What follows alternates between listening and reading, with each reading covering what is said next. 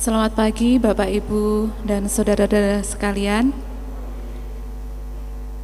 Kebaktian pada hari ini, Minggu 30 Agustus 2020 akan dilayani oleh Pendeta Ciko Quidlim. Pembagian celengan persembahan syukur. Majelis Jemaat GKI Pahlawan akan merencanakan kembali memberi kesempatan kepada anggota jemaat dan simpatisan untuk memberikan persembahan unduh-unduh tahun 2021 dalam bentuk celengan ataupun amplop. Untuk itu, mulai bulan Agustus 2020 akan dibagikan celengan pada seluruh anggota dan simpatisan GKI Pahlawan. Melalui celengan tersebut, kita akan mengumpulkan persembahan syukur setiap hari. Pembagian celengan akan dilakukan bersamaan dengan pembagian amplop persembahan bulanan dan akan diantar ke rumah-rumah. Kebaktian, peneguhan, dan pemberkatan pernikahan. Bila Tuhan menghendaki dan tidak ada surat keberatan yang sah masuk sampai tanggal 6 September 2020, maka pada hari Sabtu 12 September 2020 pukul 10 WIB, Majelis Jemaat GKI Pahlawan Magelang akan melayani kebaktian peneguhan dan pemberkatan pernikahan atas diri Saudara Gera Rehat Stephen, alamat Jalan Duku 3 nomor 24 Perumahan Ngembik Magelang, anggota Jemaat GKI Pahlawan Magelang, dengan Saudari Lim Cindy, alamat Jalan A Karanganyar Gang 12 nomor 18 Jakarta, anggota Jemaat Gereja Kristen Karunia Indonesia. Kebaktian peneguhan dan pemberkatan pernikahan ini akan dilayani oleh Pendeta Ciko Quidlim. Mohon dukungan doa dan segenap anggota jemaat. Pemberitahuan. Diberitahukan kepada segenap anggota Jemaat GKI Pahlawan Magelang bahwa karena ini masih dalam rangka pencegahan penyebaran COVID-19, maka dalam kebaktian ini dimohon segenap anggota jemaat dan simpatisan dihimbau supaya mematuhi protokol kesehatan, dan kebaktian ini hanya dilaksanakan satu kali, yaitu pukul 7.30. Demikian untuk menjadikan perhatian segenap anggota jemaat. Demikian warta lisan. Warta selengkapnya dapat saudara baca dalam warta jemaat yang sudah dikirim melalui grup WA GKI Pahlawan Magelang. Selamat beribadah bagi kita semua, dan kami sampaikan kepada para tamu terlebih yang baru pertama kali berkunjung di gereja ini. Atas nama segenap Jemaat GKI Pahlawan Magelang, kami mengucapkan terima kasih atas kunjungannya. Tuhan memberkati. Saat teduh bagi kita semua.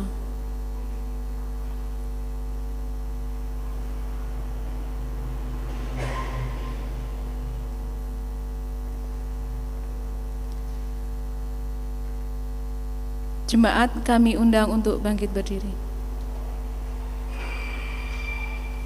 Jemaat Tuhan yang berbahagia, setiap hari, setiap saat, Tuhan hadir untuk memelihara kehidupan kita. Sebab hari ini ada karena kasih-Nya. Hari ini, kita berada di minggu terakhir di bulan Agustus 2020. Melalui ibadah ini, kita akan diajak untuk mengingat kembali karya Tuhan yang telah memimpin hidup kita sampai sekarang ini, agar kita kuat menjalani hidup kita di masa depan. Mari kita memuji Dia.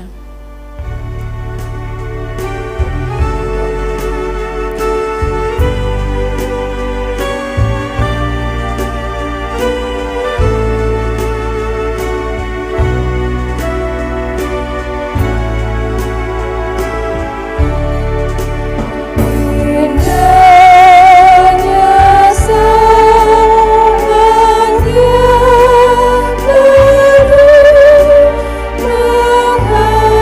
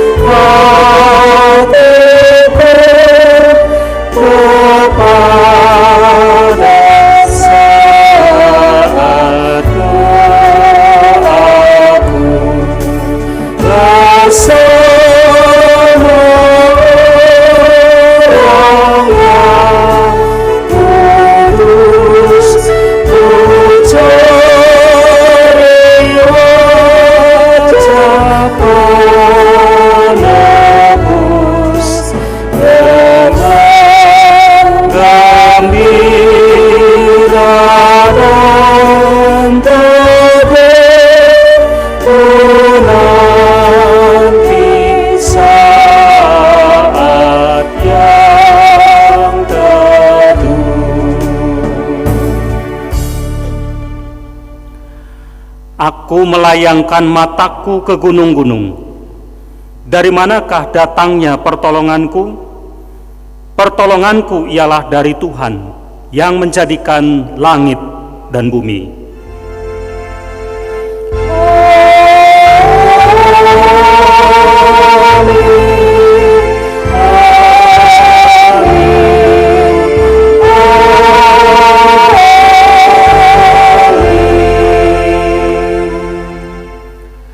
Salam sejahtera, kasih karunia dan damai sejahtera dari Allah Bapa kita dan dari Tuhan Yesus Kristus menyertai saudara. Dan menyertai saudara juga. Saudara-saudara, kasih setia Tuhan kepada kita begitu besar. Hari ini kita berada di minggu yang terakhir pada bulan Agustus tahun 2020. Sampai hari ini Tuhan tetap menyatakan kasih dan pemeliharaan Tuhan kepada kita. Kita juga bersyukur bahwa kehendak Tuhan selalu dinyatakan atas kita, dan kita diajar supaya kita terus menyelaraskan kehidupan kita dengan kehendak-Nya. Saudara, Tuhan Yesus mengajarkan hakikat hidup sebagai manusia dan menunjukkan caranya menjadi manusia yang mencerminkan gambar Allah dalam dirinya, menjadi pribadi yang terbuka, mengasihi, dan mau mendengar keluh kesah setiap orang yang datang kepadanya. Bahkan ketika seorang yang dengan bimbang akan hidupnya bertanya, "Apakah yang harus kami perbuat supaya kami mengerjakan pekerjaan yang dikehendaki Allah?" Maka Tuhan Yesus menjawab, "Hendaklah kamu percaya kepada Dia yang telah diutus oleh Allah." Firman Tuhan ini tertulis di dalam Yohanes pasal 6 ayat 28 dan 29. Saudara, satu perkara yang Kristus harapkan dari kita, yakni percaya kepadanya yang menunjukkan jalan kebenaran dan hidup. Amin.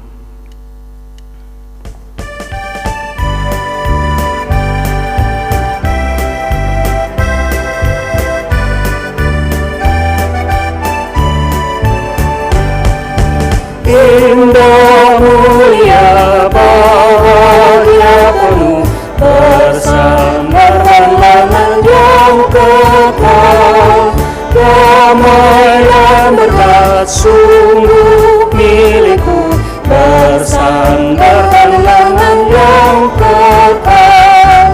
Aman, aman dari bencana dan sesat. Aman, aman bersandar langan yang kekal.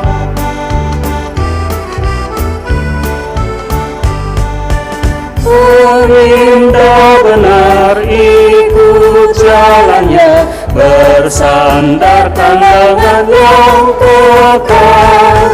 Langkahku teguh, jalanku cerah, bersandarkan lengan yang kekal. Aman, aman dari bencana dan sesat. Aman, aman bersandarkan lengan yang kekal. Saudara, jikalau kita melihat kembali kehidupan yang sudah kita jalani, maka kita sadar bahwa kembali kita sudah berbuat dosa, melakukan apa yang tidak berkenan kepadanya. Saudara-saudara, sesungguhnya dosa telah membuat kita kehilangan keselamatan. Di hadapan Tuhan kita semua adalah orang-orang yang berhutang.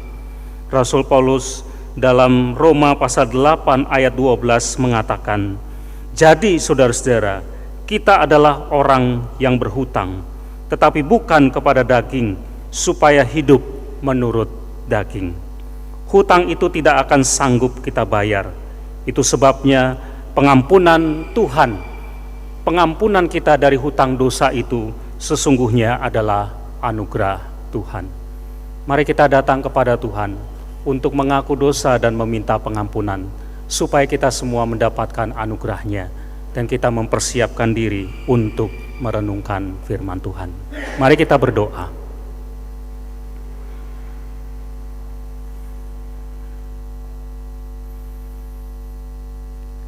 Sebagai orang yang percaya kepadamu ya Tuhan, seharusnya kami menjalani kehidupan yang benar di hadapan Tuhan. Karena itulah kehendak Tuhan dalam hidup kami. Tetapi ya Tuhan, bukan yang benar yang kami lakukan, namun dosalah yang telah kami lakukan. Kami telah menyerahkan kehidupan kami kepada dosa. Kehidupan kami dikuasai oleh dosa. Pikiran kami, perkataan kami, perbuatan kami, seluruh kehidupan kami sudah berdosa kepadamu. Tuhan, sekarang kami datang kepadamu mengakui semua dosa kami. Kami menyesali dosa-dosa kami. Kami berharap anugerah Tuhan diberikan kepada kami sekarang, agar kami yang berdosa ini diampuni, dosa-dosa kami dihapuskan, hidup kami diperbarui dan dipulihkan oleh Tuhan. Ya Tuhan, kasihanilah kami, orang-orang yang berdosa ini.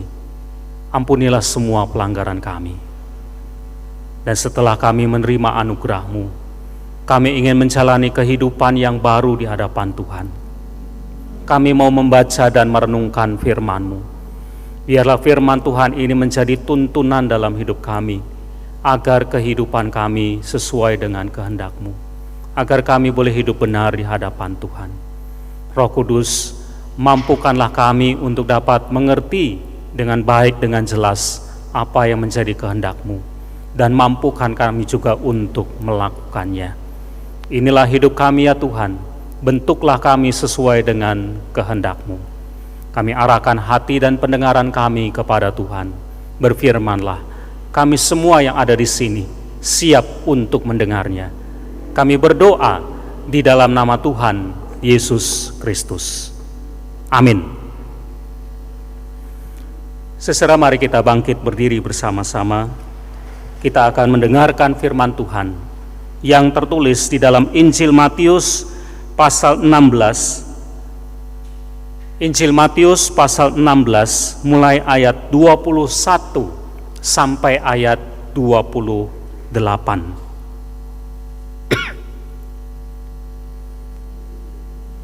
Sejak waktu itu, Yesus mulai menyatakan kepada murid-muridnya bahwa ia harus pergi ke Yerusalem dan menanggung banyak penderitaan dari pihak tua-tua, imam-imam kepala dan ahli-ahli Taurat, lalu dibunuh dan dibangkitkan pada hari ketiga.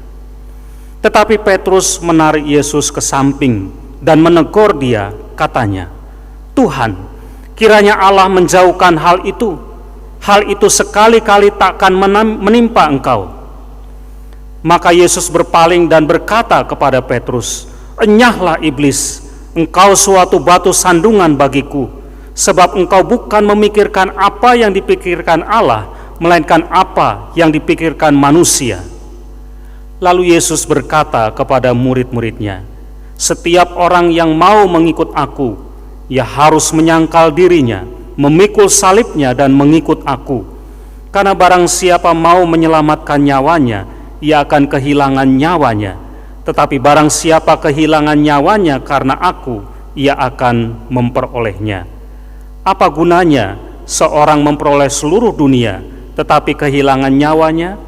Dan apakah yang dapat diberikannya sebagai ganti nyawanya?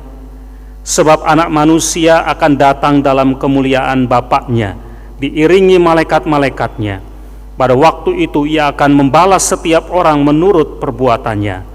Aku berkata kepadamu, sesungguhnya di antara orang yang hadir di sini, ada yang tidak akan mati sebelum mereka melihat Anak Manusia datang sebagai Raja dalam kerajaannya.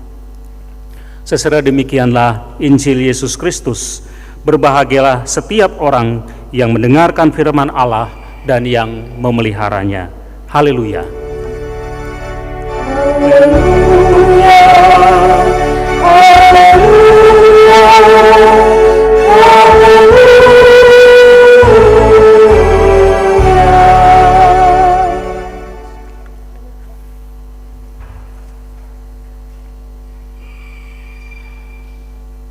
Saudara-saudara yang dikasihi oleh Tuhan,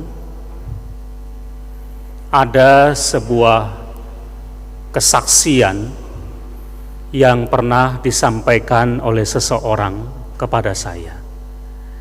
Saya berjumpa dengan dia dan bercakap-cakap dengan dia. Saudara, orang ini semula bukan orang Kristen, tetapi kemudian dia menjadi orang Kristen. Apa yang membuat dia menjadi orang Kristen? Katanya begini.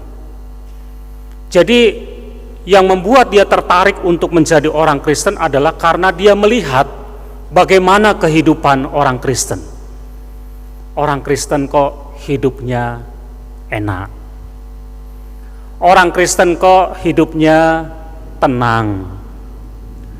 Orang Kristen kok kehidupannya berlimpah katanya. Kaya, khususnya kaya secara materi. Banyak orang yang kaya. Orang Kristen kok kelihatannya baik. Perbuatannya baik. Tidak seperti yang lain. Nah, dasar hal-hal inilah yang kemudian membuat dia tertarik dan kemudian memutuskan untuk menjadi orang Kristen. Tapi persoalannya adalah setelah dia menjadi orang Kristen, menurut dia merasakan kenyataan yang berbeda dengan apa yang dia pikirkan. Ternyata katanya menurut dia menjadi orang Kristen itu susah.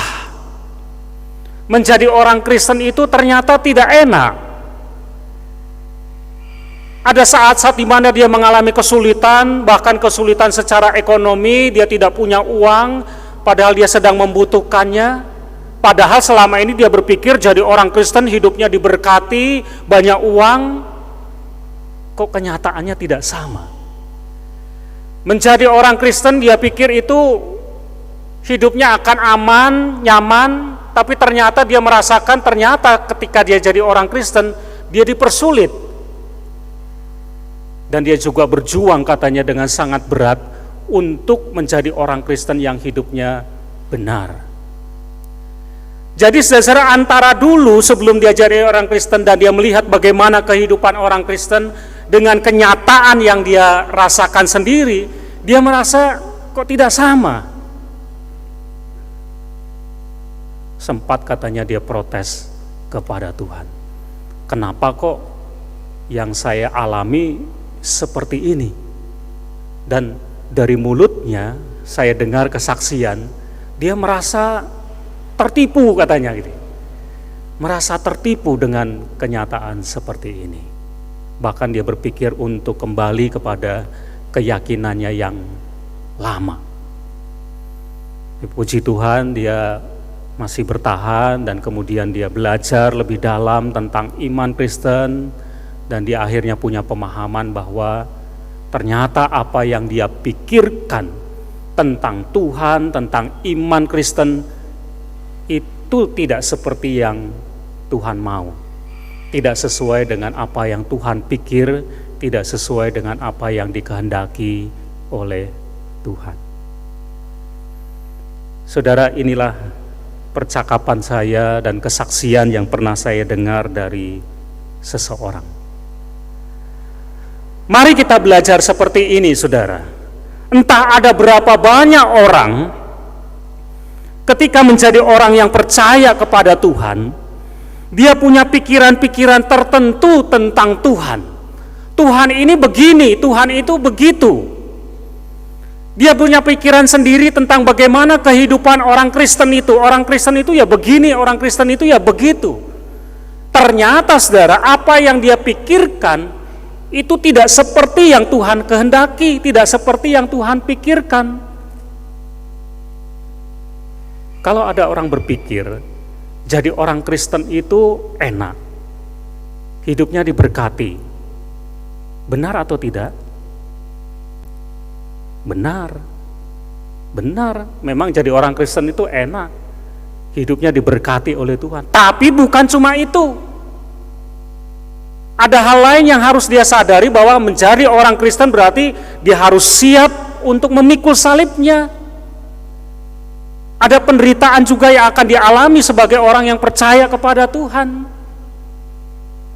Nah, saudara, ada orang-orang yang punya pikiran bahwa Tuhan itu seperti ini, orang Kristen itu seperti ini, dan ternyata yang dia pikirkan tidak sama dengan apa yang dipikirkan oleh Tuhan. Bahkan celakanya adalah ada orang yang sepertinya memaksakan bahwa Tuhan itu harus seperti yang saya pikirkan, harus begini, harus begitu, sehingga ketika ternyata Tuhan tidak seperti yang dia pikirkan, dia menjadi kecewa kepada Tuhan. Saya juga pernah mendengar ada orang, jadi orang Kristen berpikir begini, Tuhan itu kan baik, dia pasti memberikan apa yang saya minta.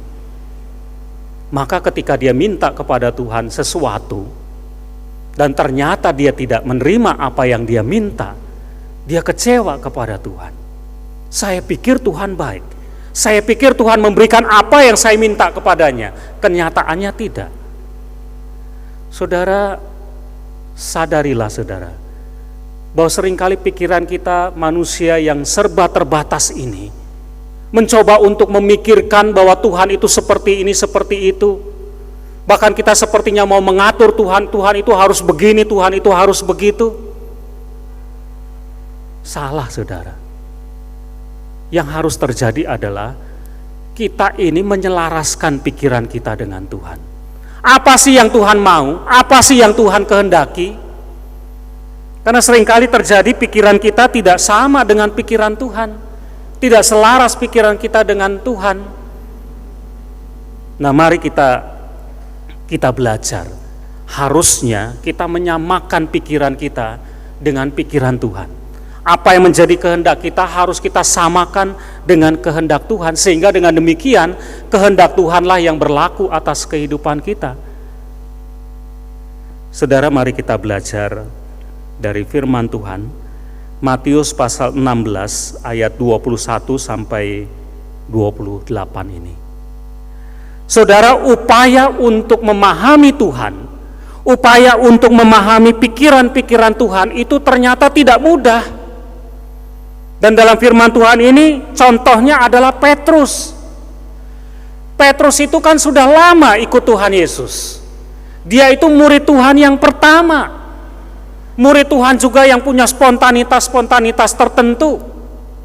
Selama ini dia sudah mengikut Tuhan, berarti dia melihat apa yang Tuhan lakukan, mendengar apa yang Tuhan ajarkan, hidupnya dekat sekali dengan Tuhan.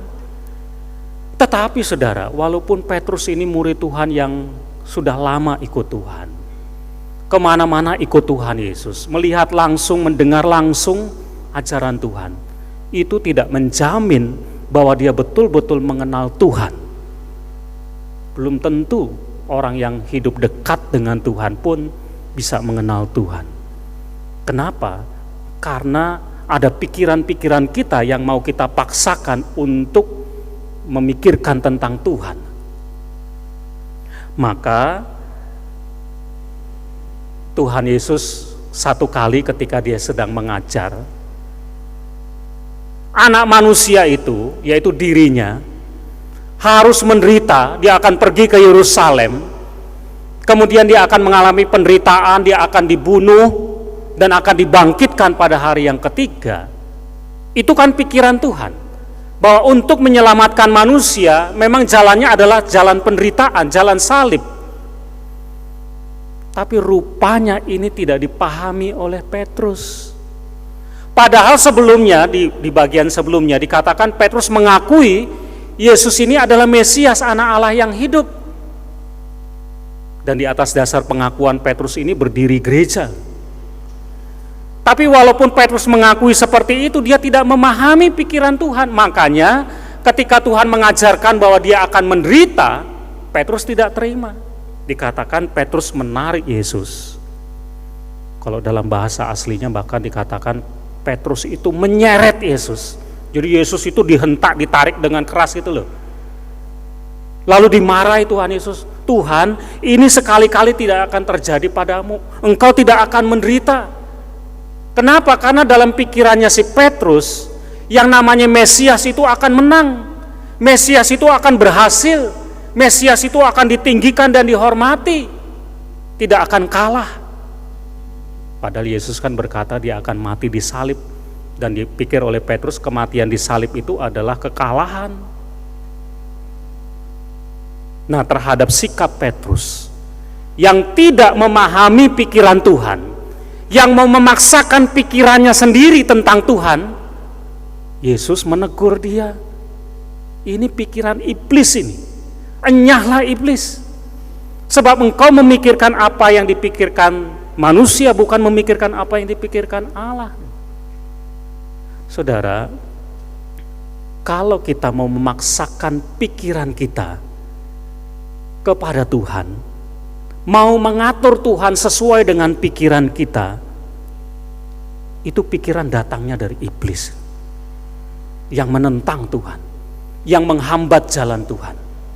Engkau suatu batu sandungan. Lalu Tuhan Yesus mengajar kepada murid-muridnya, kalau engkau mau mengikut aku, kalau engkau ingin hidupmu itu sesuai dengan aku yang engkau ikuti, kalau ingin pikiranmu menjadi sama seperti pikirannya Allah, maka yang harus kamu lakukan adalah yang pertama, menyangkal diri. Menyangkal diri itu artinya menganggap aku ini tidak ada. Keakuan ini hilang, nol. Aku ini bukan yang terpenting.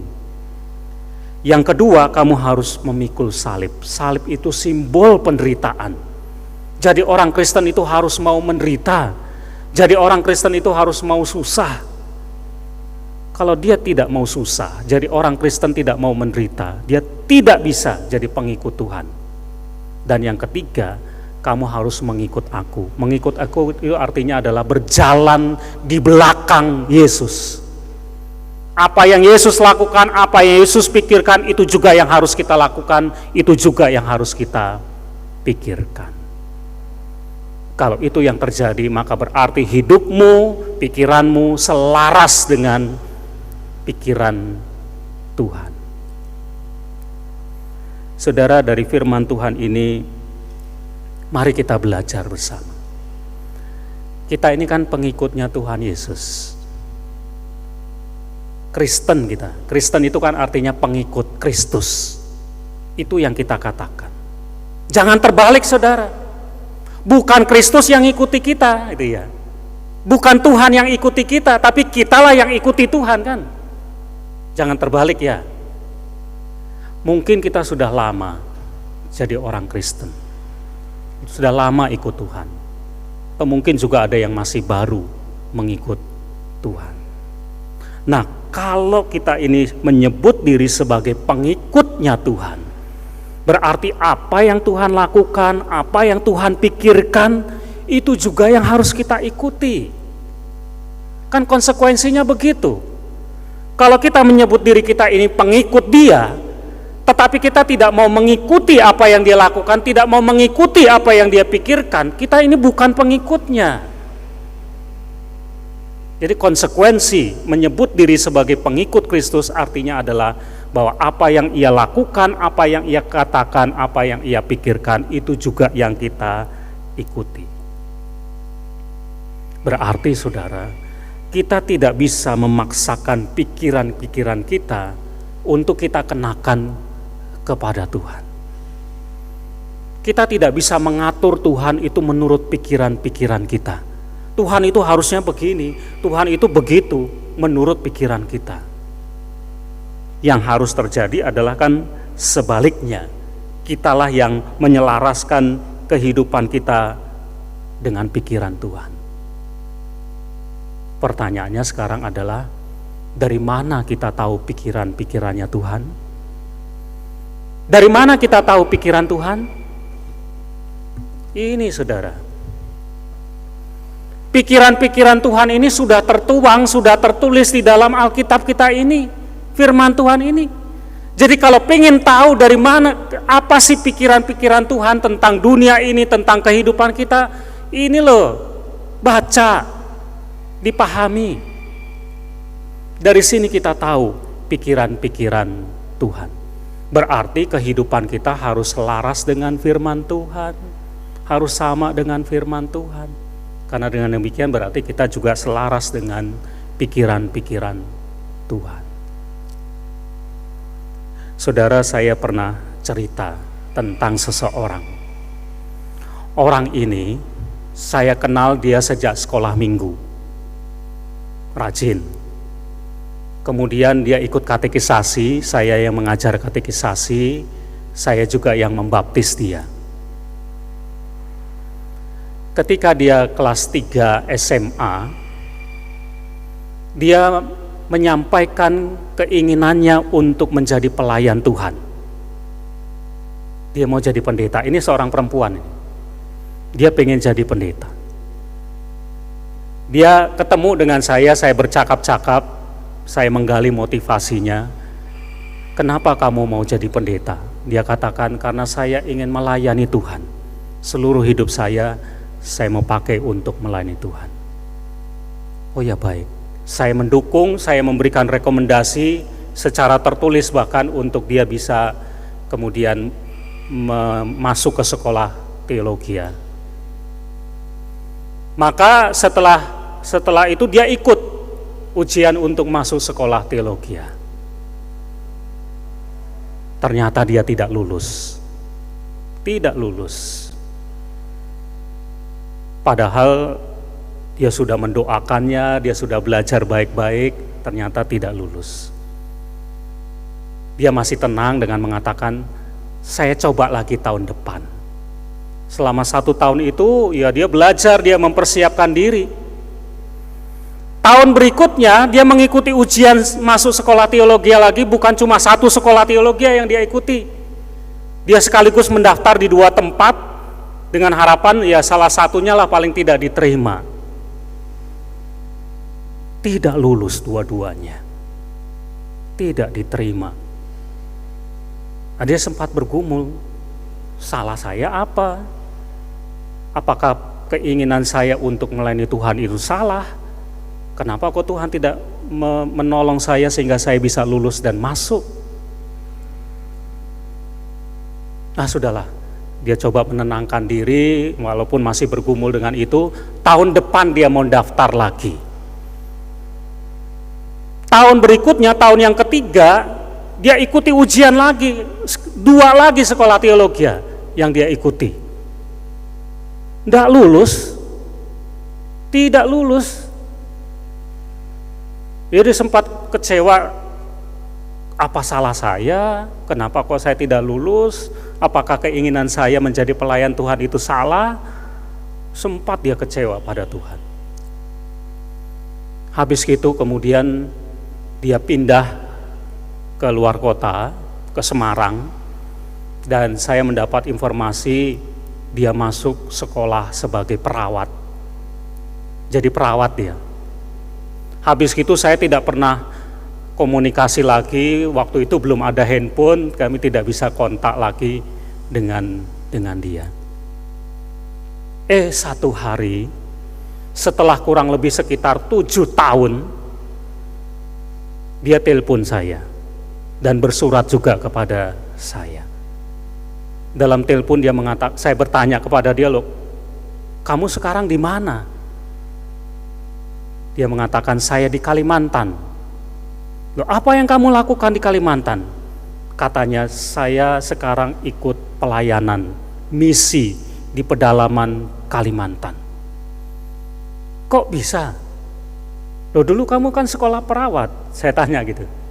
Lalu dia mengatakan, betul. Sekolahnya dia menjadi seorang perawat itu mula-mula adalah sebuah pelarian karena dia tidak diterima di sekolah teologi. Tetapi dari kesaksian yang dia katakan itu ternyata cara Tuhan untuk membentuk dia. Ilmunya sebagai seorang perawat itu berguna ketika dia melayani, ketika dia memberitakan Injil. Dia bersaksi kepada saya, sekarang saya tahu apa yang menjadi kehendak Tuhan. Mengapa saya tidak diterima di sekolah teologi? Kenapa kok saya harus masuk sekolah perawat? Ternyata Tuhan mengatur hidup saya. Ternyata itu yang dikehendaki oleh Tuhan. Sampai hari ini katanya dia masih berada di sana, melayani Tuhan, menjadi penginjil di pedalaman-pedalaman Kalimantan, dan ilmunya sebagai seorang perawat itu berguna ketika dia melayani. Saudara, kita kadang punya pikiran-pikiran tertentu. Kenapa kok tidak begini, kenapa tidak begitu? Kenapa kok Tuhan begini, kenapa kok Tuhan begitu? Saudara, yang Tuhan mau adalah bagaimana supaya kehendak kita, pikiran-pikiran kita itu selaras dengan Tuhan.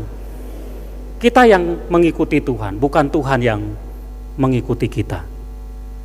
Nah, karena itu kalau ada pikiran-pikiran kita yang sekarang tentang Tuhan, tentang kehidupan iman kita yang masih belum sama dengan pikiran Tuhan, mari kita belajar. Belajar firman Tuhan, belajar mengenal Tuhan, belajar tahu apa yang menjadi pikiran-pikiran Tuhan, dan kemudian kita selaraskan pikiran-pikiran kita dengan Tuhan.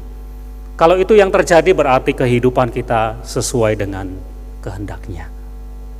Amin.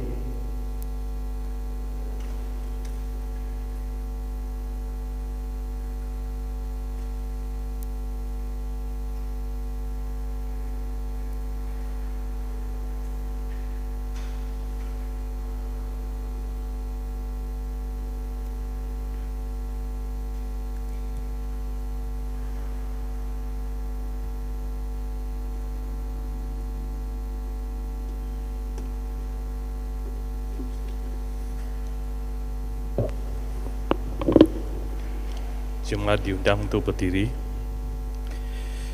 Bersama dengan umat Allah di masa lalu, masa kini dan masa depan, marilah kita ikrarkan pengakuan iman kita sesuai pengakuan iman rasuli demikian. Aku percaya kepada Allah Bapa yang Maha Kuasa, Khalik langit dan bumi, dan kepada Yesus Kristus anaknya yang tunggal Tuhan kita, yang dikandung dari Roh Kudus, lahir dari anak darah Maria, yang menderita sengsara di bawah pemerintahan Pontius Pilatus, disalibkan, mati dan dikuburkan, turun ke dalam kerajaan maut. Pada hari yang ketiga bangkit pula dari antara orang mati, naik ke surga, duduk sebelah kanan Allah Bapa yang Maha Kuasa. Dan dari sana Ia akan datang untuk menghakimi orang yang hidup dan yang mati. Aku percaya kepada Roh Kudus, gereja yang kudus dan am, persekutuan orang kudus, pengampunan dosa, kebangkitan orang mati, dan hidup yang kekal. Amin. Jemaat dipersilahkan untuk duduk kembali. Saudara-saudara, mari kita satukan hati kita. Kita bersama-sama berdoa, kita menaikkan doa-doa syafaat kita. Mari kita berdoa.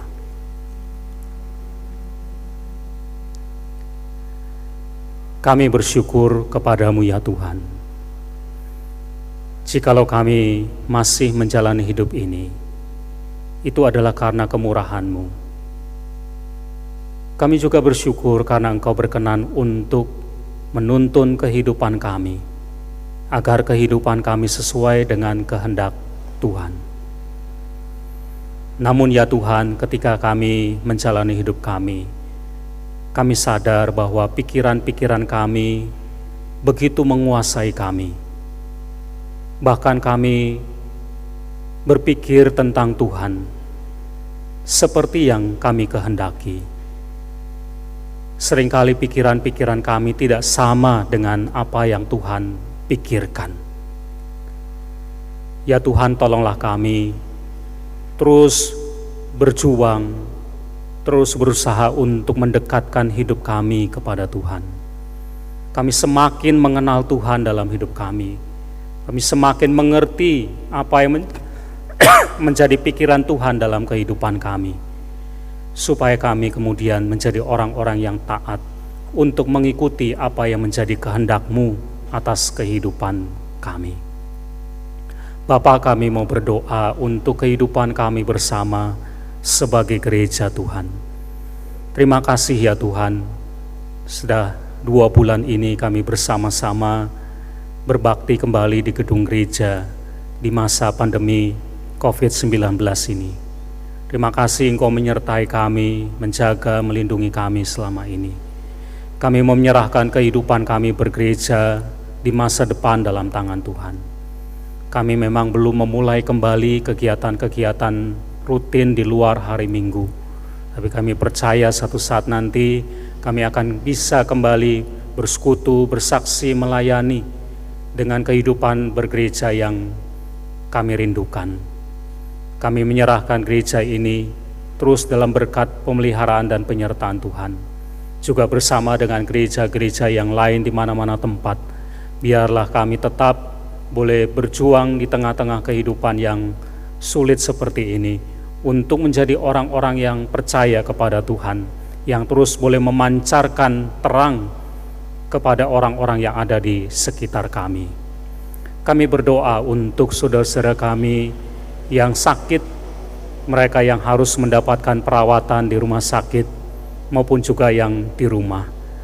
Kami berdoa untuk para orang tua kami yang sudah lanjut usia. Ya Tuhan, berkatilah, tolonglah mereka, supaya mereka boleh menikmati sukacita kasih Tuhan yang begitu luar biasa dengan berkat dan pertolongan Tuhan. Kami berdoa untuk mereka yang saat ini sedang bergumul dengan persoalan-persoalan dalam hidupnya. Tuhan, kuatkan iman mereka. Engkau sumber segala berkat dan pemeliharaan Tuhan atas hidup mereka.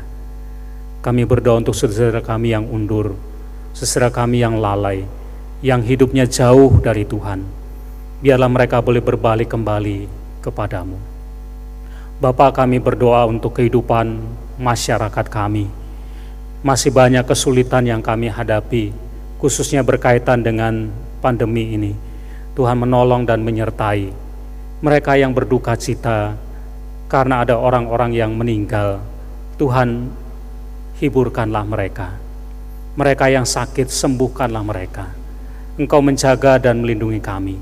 Engkau juga memberikan kesadaran kepada kami untuk menjaga kehidupan kami dan juga kehidupan orang-orang di sekitar kami dengan memahami dan menjalani apa yang terbaik untuk kehidupan kami bersama. Kami doakan bangsa dan negara kami, berkati pemerintah kami, supaya mereka dapat mengelola kehidupan bersama ini dengan baik, dan kami boleh bersama-sama mendukungnya. Kami berdoa untuk segala upaya untuk menemukan penangkal bagi penyakit ini. Tuhan juga yang menolong dan memberikan hikmat kepada kami. Terima kasih Bapa. Pada akhirnya kami ingin serahkan masa depan kami dalam tangan Tuhan. Kami meyakini penyertaan dan perlindungan Tuhan atas kami semua. Terima kasih Bapa, dan sekarang kami ingin berdoa dengan doa yang Tuhan ajarkan kepada kami.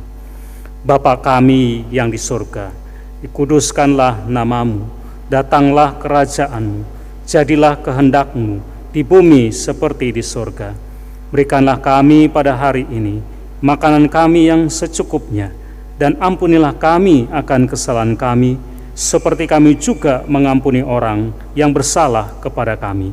Dan janganlah membawa kami ke dalam pencobaan, tetapi lepaskanlah kami dari yang jahat. Karena Engkaulah yang punya kerajaan dan kuasa dan kemuliaan sampai selama-lamanya. Amin.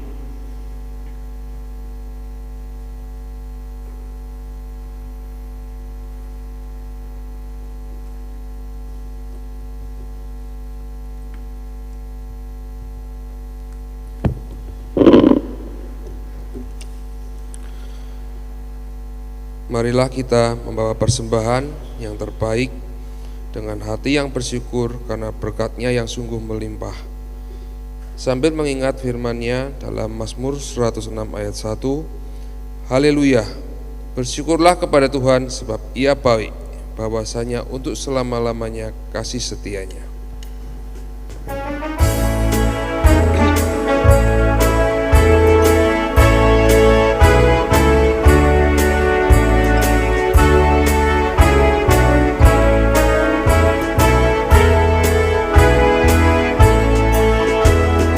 Tuhan memanggilmu, hai dengarlah, apapun yang terbaik Dia berikanlah, dan jangan kau kejar rumah semu. Muliakan saja Yesus Tuhanmu. Dia telah diberkatinya, namun yang terbaik dimintanya. Walaupun tak besar perintahmu, yang terbaik kepada Tuhanmu. Jemaat iman bangkit berdiri. Mari kita berdoa. Tuhan, ini persembahan kami sebagai rasa syukur atas berkat-berkat-Mu yang Kau berikan kepada kami. Tuhan, kiranya Kau berkati persembahan ini agar dapat berguna dalam kehidupan kami bergereja. Terima kasih Tuhan, di dalam nama Tuhan Yesus kami berdoa. Amin.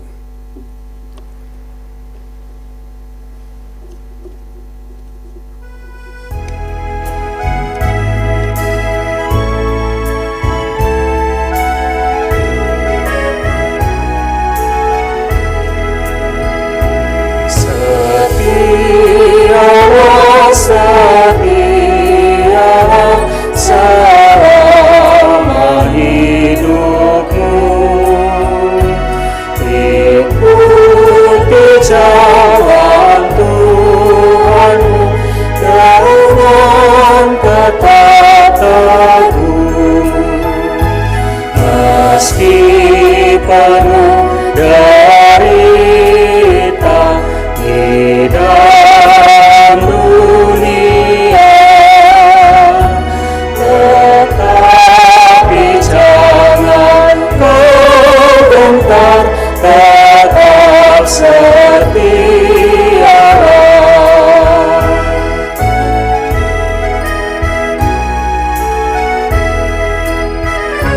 Setialah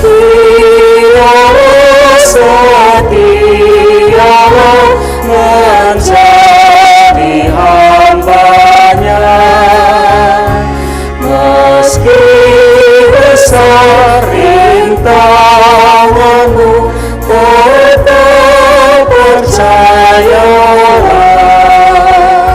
selalu kau dibimbing ke air yang tenang, kelak mahkota-Mu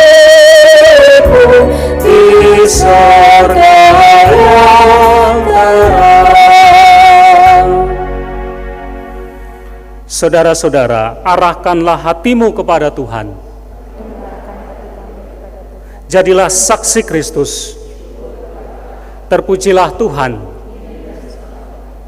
Terimalah berkat dari Tuhan. Tuhan memberkati engkau dan melindungi engkau. Tuhan menyinari engkau dengan wajah-Nya dan memberi engkau kasih karunia. Tuhan menghadapkan wajah-Nya kepadamu dan memberi engkau damai sejahtera. Amin.